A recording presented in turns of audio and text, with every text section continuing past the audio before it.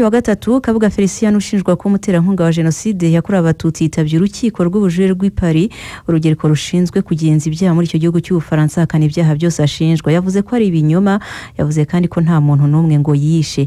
Kabuga Felicien yakurikiranweho ibyaha 7 birimo ubufatanyacyaha muri jenoside, gushishikariza mu buryo butaziguye no gukangurira gukora jenoside, gushaka gukora jenoside, umugambi wo gukora jenoside, gutoteza no gutsemba, byose bifitanye isano n'ibyaha byakozwe mu gihe cya jenoside yakorewe abatutsi mu Rwanda. Maître Richard Gisagara ni umunyarwanda akaba n'umunyamategeko ba mu gihugu cy'Ubufaransa, nawe yari mu rukiko kuri uyu wa gatatu. Maître, uyu munsi urubanza rwagenze gute? Urubanza rwatangiye bongera kwibutsa Kabuga Felicien byashinjwa nuko yasabwe nyine ko ari mandat d'arrêt isabwa yuko ajya kuburanishwa muri mécanisme résiduel. Noneho abavoka be basaba ibintu byinshi. Cyambere basabye yuko yaba afungishijwe ijisho mbere yuko urukiko rufata icyemezo cyo kumwohereza cyangwa kutamwohereza muri kubanishwa muri mécanisme. Gufungishwa ijisho bivuze ko yafunguwe aho yarari? Oya, nicyo basabaga, nicyo abavoka be basabaga ko bamuvana muri prison, byaba ngombwa bakamufungisha ijisho ariko ntahame muri prison bitwaza yuko afite ibibazo by'uburwayi kandi ko ashaje cyane, kandi yuko ngo bashobora gutanga garanti zihagije yuko atazacika aramutse ashyizwe hanze ya prison. Ibyo rero urukiko rwagiye kurwiherereye rurabyigaho, ruragaruka rurabyanga, ruvuga yuko rudashobora gufata icyemezo cyo kumusohora muri prison kubera impamvu ebyiri. Impamvu ya mbere urukiko rwatanze ni yuko yamaze imyaka irenze 20 ashakishwa kandi yihisha, kandi yuko ahantu avuga azajya kuba n'ubundi abazamucumbikira ari nabo n'ubundi bamufashije gutoroka. Donc ibyo bikaba bidaha icyizere urukiko yuko baramutse bamusohoye mu rukiko même si ari umuntu ushaje atazitaba urukiko igihe ruzamukenera. Iyo niyo mpamvu ya mbere batanze. Impamvu ya kabiri urukiko rwatanze bavuze yuko baramutse bamusohoye atari ibintu byaba ari contre l'ordre public, ari ibintu bishobora gutera akaduruvayo baramutse bamusohoye bamuhaye bamukize hanze ya prison. Donc izo mpamvu zombi kazo urukiko rwahereyeho ruvuga yuko rutamwemerera gusohoka muri prison ko abavuka babisabaga. Kabuga yasomewe ibyaha ashinjwa, yabivuzeho ikiwe? Ni nkuko byagenze ubushize, iyo bamusomeye ibyaha ashinjwa ntago baba bakubaza niba ubyemera cyangwa utabyemera. We yavuze ko atabyemera yego, ariko urukiko ntirwabitinzeho kubera yuko ntabwo babimusomera gusa kugira ngo babimwibutse. Ntabwo kiba kigamijwe ari ukumenya niba byaha bimuhama cyangwa bitamuhama. We yavuze ko atabyemera ariko urukiko ntabwo rwabitinzeho, rwahise rukomeza rujya mu bindi rutangira kumubwira ibijyanye na mandat d'arrêt, kuko ibyo kwemera kuba niyemeye icyaha cyangwa atacyemera ntabwo ari cyo kiba ari kigikuru mu rubanza nkuru ko muri rubanza ikigamijwe gusa no kumenya niba yoherezwa cyangwa atoherezwa muri mécanisme résiduel ya lahe izamuheza rusha nyuma. Aho ho hanzu wiki nta cyanzuwe baracyabyigaho. Kuri icyo ngicyo rero urukiko hari ibintu bibiri by'ingenzi ngomba kubabwira. Cyambere nuko abavoka be mbere yuko banaburana mu mizi yo kumenya niba agomba koherezwa cyangwa utoherezwa mu Rwanda, basabye urukiko yuko rwakora icyo bita KPC, une question prioritaire de constitutionnalité. Ni procédure ituma umuntu iyo amategeko urukiko rugiye kugenderaho, iyo asanze aya mategeko kubwe yumva anyuranyije n'itegeko nshinga, asaba yuko urukiko rwegera urukiko rushinzwe iremezo ry'itegeko nshinga none rukareba niba aya mategeko koko atanyuranyije n'itegeko nshinga. Ibyo rero nibyo abavoka be basabye bwa mbere urukiko mbere yuko rwiga ikibazo mu mizi. Baravuga bati twebwe ingingo ya 13 y'itegeko ryo mu 1995 ryemerera Ubufaransa kohereza abantu bashakishwa n'urukiko international, kuri bo ngo bagasanga iryo tegeko rinyuranyije n'itegeko nshinga ry'Abafaransa. Rero basaba urukiko ruko rwakwegera urukiko rushinzwe itegeko nshinga rukareba niba koko iyo ngingo itanyuranyije n'itegeko nshinga. Urukiko ruvuga ko ruzafata umwanzuro kuri icyo kibazo ku itariki ya 3, ari nabwo ruziga niba ruzohereza Kabuga muri mécanisme. Donc urukiko rwagiye kwihera kugira ngo rwige ku bintu bibiri. Icyambere niba rwemera yuko koko rwemeye ko rugiye gushyikiriza urukiko rushinzwe itegeko nshinga kureba niba iyo ngingo koko inyuranyije n'itegeko nshinga. Icyo ni icyambere. Ikindi cya kabiri niba icyo urukiko ruramutse rubyanze ruzafata umwanzuro niba rumwohereje cyangwa se rutamwohereje Arusha. Donc urukiko rero ruzafata icyo igisubizo, urukiko ruzakitubwira ku itariki ya 3 z'ukwa gatandatu. Aha wenda hasuzumwaga nyine ziriya mandat d'arrêt, ariko n'ubundi Kabuga n'umwunganizi we mu mategeko bari bavuze ko bazasaba ko uyu mugabo Kabuga yaburanira mu gihugu cy'Ubufaransa. Babisabye icyo nacyo bakivuze uyu munsi, ariko ntabwo byatinzweho kubera yuko icyo kizagaruka nyuma niba urukiko ruramutse rutemeye kumwohereza muri lahe muri mekanizme residuelle nibwo none icyo kibazo gishobora kongera kikagaruka kikigwaho, ariko ubu ngubu ikiri kwigwaho gusa no kumenya niba bagomba kumujyana cyangwa se kutamwohereza. Icyo bakivuze ariko ntago bagitinzeho cyo kuvuga ko bashaka ko aburanira mu Faransa. Ubushize watubwiye ko mu rukiko harimo abantu nyine atari Kabuga n'abacamanza gusa, uyu munsi nabwo bari bitabiriye abantu kuza kumva urubanza? Hari abantu benshi noneho kutubushize, hari abanyarwanda benshi cyane bo muri diaspora, na famiye ya Kabuga nayo yari hari, na nyine n'abandi bantu bafite isano nawe nkuko bari bahari n'ubushize, nanone bongeye bagarutse ari ku bwinshi, ariko hari n'abantu bo muri diaspora benshi ku buryo wasangaga ari nka mwake. Hari n'abanyamakuru, abanyamahanga nabo bari bitabira urwo rubanza, rwari rwitabiwe n'abantu benshi ku buryo abapolisi byasabye yuko ari abantu batinjira kubaka ibyumba bibiri byari byateganyijwe byose byari byuzuye. Ubushize se ko Kabuga yazanywe mu kagare n'uyu munsi niko byagenze? N'ubu niko byagenze, yakwishyazanywe mu kagare nk'ubushize, yakomeje kuvuga nk'ubushize nyine nk'umuntu uvuga yuko afite ubuzima ko afite indwara, yakomeje yakibanzeho cyane. Ni nimwe mu mpamvu abavoka be bakomeje kuvuga cyane, bavuga yuko aramutse agumye muri prison bitamugendekera neza kubera ikibazo cy'ubuzima bwe.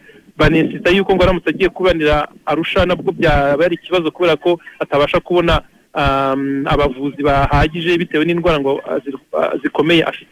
Rero n'ubundi yakomeje nyine icyo yakomeje kukivugaho cyane, ni imwe muri strategy abavoka be bashaka gushyira imbere. Ubwo Kabuga azagaruka imbere y'urukiko ryari? Ku itariki 3 z'ukwezi kwa gatandatu nibwo azagaruka kwitaba urukiko rukamusomera imyanzuro ruzaba rwafashe kuri ibyo bibazo bibiri bisigaye, icyo kijyanye no kumenya niba iryo tegeko rigendeweho rinyuranyije n'itegeko nshinga, n'ikindi cya kabiri kijyanye no kumenya niba urukiko rw'uyu munsi rwa Cour d'appel ruvuze yuko agomba kujya Arusha. Ibyo nibyo bibiri urukiko ruzafataho umwanzuro ku itariki 3 z'ukwa gatandatu.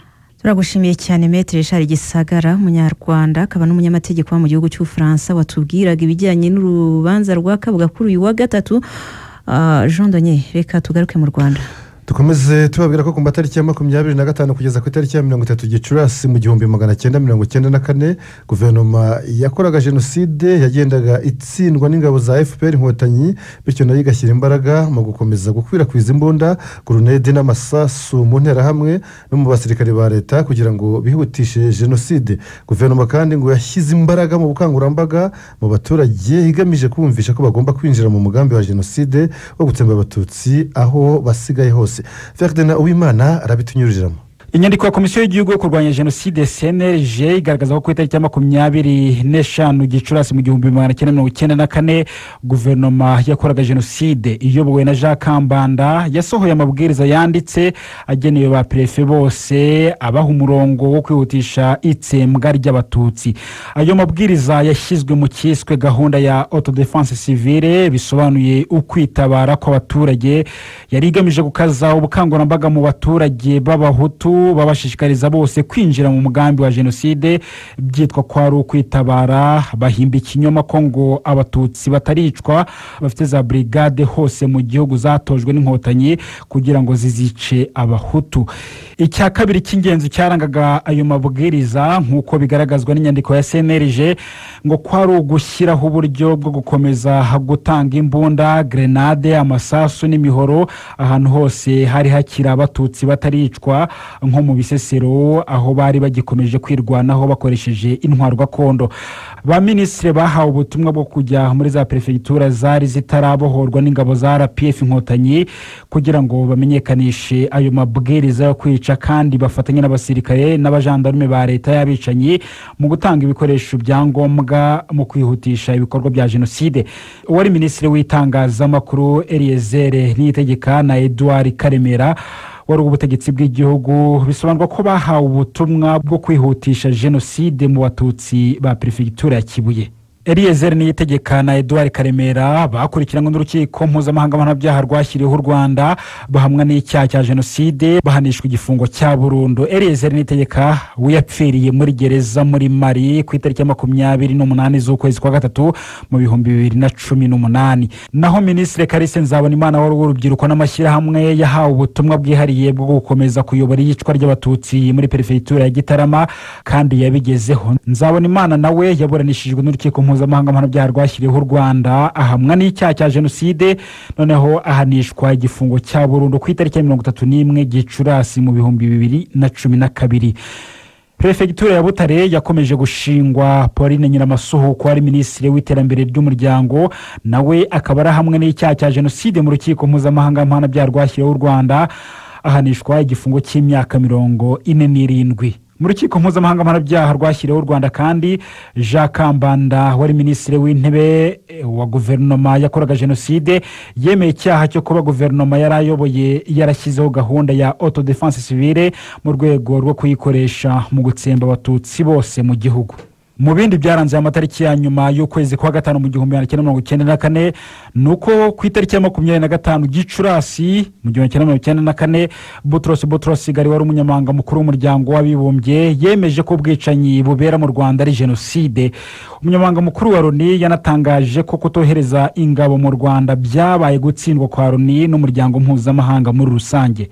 Kuri itariki kandi ni nabwo komisiyo y'umuryango w'abibumbye y'uburenganzira bwa muntu ifite icyicaro i Geneva mu Busuwisi yakoze inama yayo yemeza ko ubwicanyi bukorerwa mu Rwanda ari jenoside, inashyiraho impuguke ikomoka mu gihugu cya Côte d'Ivoire Bwana René Denyesegi ahabwa inshingano zo kuza mu Rwanda gucukumbura imiterere y'ubwo bwicanyi akabitangamo raporo. Kuri itariki kandi komisiyo mpuzamahanga y'abanyamategeko yasabye inama y'umuryango w'abibumbye ishinzwe amahoro mu isi ko yakora ibishoboka kugira ngo abateguye bakanashyira mu bikorwa jenoside mu Rwanda bakurikiranwa. Komisiyo yatanze icyifuzo ko inama y'umuryango w'abibumbye ishinzwe amahoro ku isi yakwagura inshingano z'urukiko mpuzamahanga mpanabyaha rwashyiriweho Yugoslavia kugira ngo rushobore no gukurikirana abateguye bakanashyira mu bikorwa jenoside yakorewe abatutsi mu Rwanda.